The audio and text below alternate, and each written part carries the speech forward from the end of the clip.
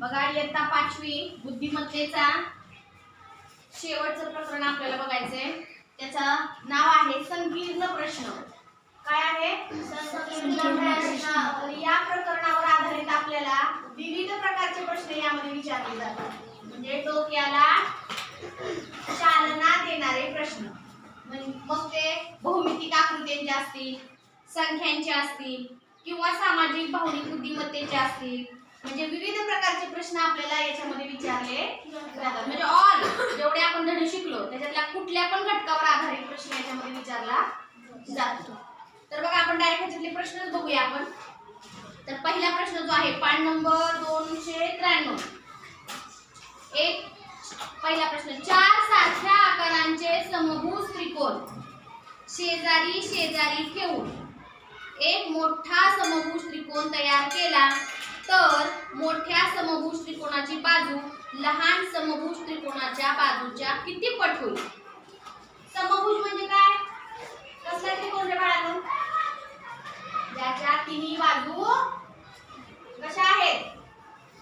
समान आहेत. कशा आहेत? समान. तुम्हाला थोडी छोटीशी आकृती काढावी लागेल. आपण काय करावी लागेल? आकृती काढावी लागेल. तर काढून बघूया आपण आकृती.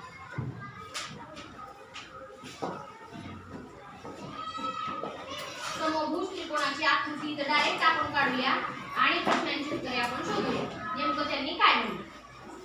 तर हा जो समभुज त्रिकोण आहे त्याच्या सलग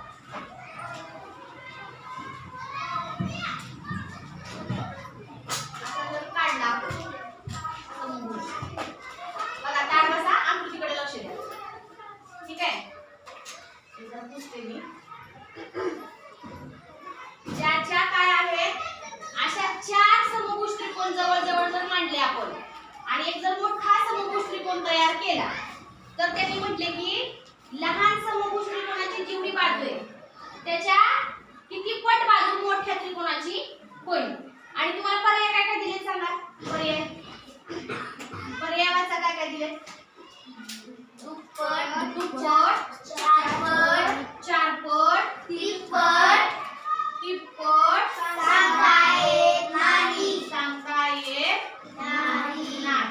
असा आपल्याला प्रश्न विचारलेला आहे.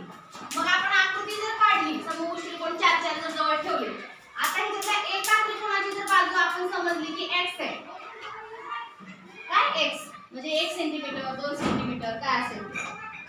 मग या एका समभुज त्रिकोणाची जर बाजू x असेल तर ह्या मोठ्या त्रिकोणाची बाजू किती असेल? 2x. म्हणजेच या x च्या किती झाली? दुप्पट. किती झाली? दुप्पट. मला अंदाज येतो का ह्याची जेवढी बाजू आहे त्याच्या किती आहे ही सगळी बाजू? दुप्पट आहे. दिसतंय आपल्याला आकृतीमध्ये. आता इथपर्यंतची जर बाजू मोजली आपण ही ती जर समजा आपण x मानली तर इथून इथपर्यंतची बाजू किती होईल? 2x. म्हणजेच